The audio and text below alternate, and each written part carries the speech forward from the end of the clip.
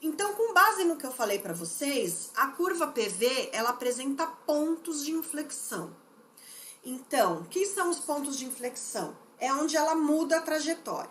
Então, ela tá vindo aqui na INS, de repente ela inclina, de repente ela desce, tá? Então, quando ela tá vindo aqui, né? Tô vindo aqui, inclinei, de repente tombei. Né? Ela faz tipo um Z de zorro, né? De baixo pra cima, assim, faz tchum, tchum, tchum, tá? Então, o que acontece?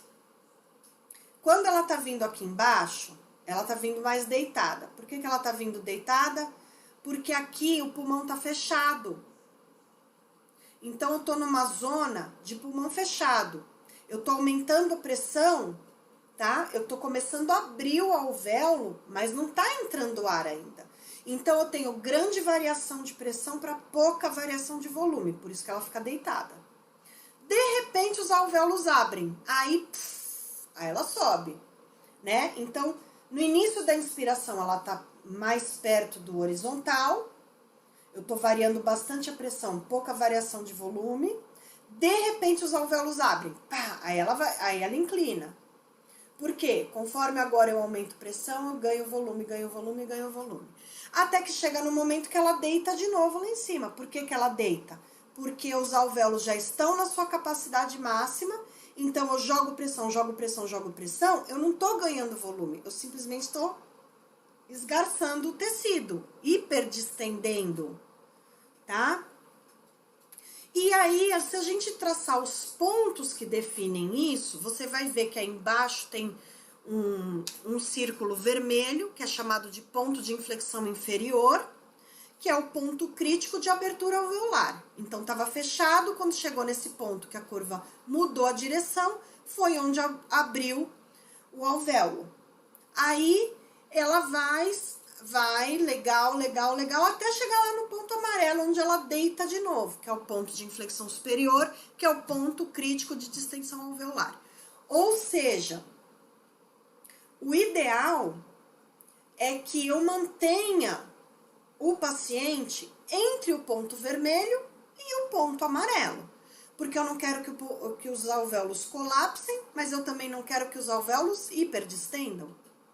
E se eu ficar nessa zona aí, eu tô numa zona de segurança, que eu não tô causando nenhum dos dois tipos de trauma, tá?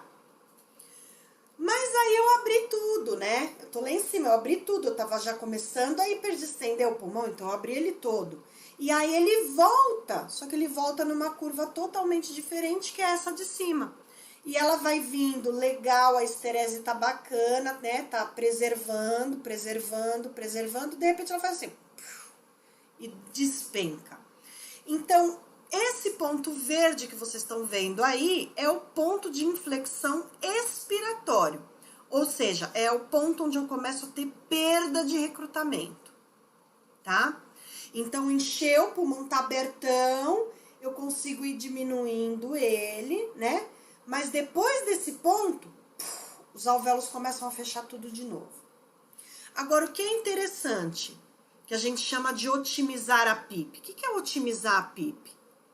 Eu aproveitar essa pressão de uma forma melhor, que seria como? Com mais volume, com volume melhor. Então, vejam aqui, ó, que eu fiz essa setinha vermelha para baixo, né? Que é aqui, por exemplo, a PIP que eu escolhi. Tá vendo? Eu escolhi esse valor de PIP nessa seta. Vejam que durante a inspiração, na curva de inspiração, ela tem uma pior complacência, porque o volume obtido para essa pressão é muito menor do que o volume obtido para esta mesma pressão durante a curva decremental.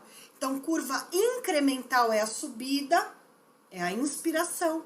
Curva decremental é a descida, é a expiração.